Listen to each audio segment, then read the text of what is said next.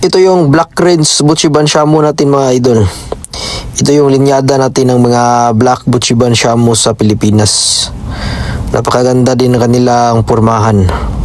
Ito yung ginagamit nating pang breeding doon para makapag-produce tayo ng good size na Buchiban Shamu. Tama-tama ganyang size, medyo matangkad doon na manok. Ang pormahan niya napakaganda din, yung tayuan niya. Black Range na Buchiban Shamu. Ngayon na breeding na siya, may mga kunting sisiyo naman. Itong Black Range natin na linyada, Black Buchiban Shamu. Yung tayuan nila, napakaganda ng pormahan. Maganda din ang galawan nila mga idol, kumplito to. Kahit pa paano, na breeding na sila, may kunting mga sisiyo na ngayon. Itong Black Range natin na Buchiban Shamu.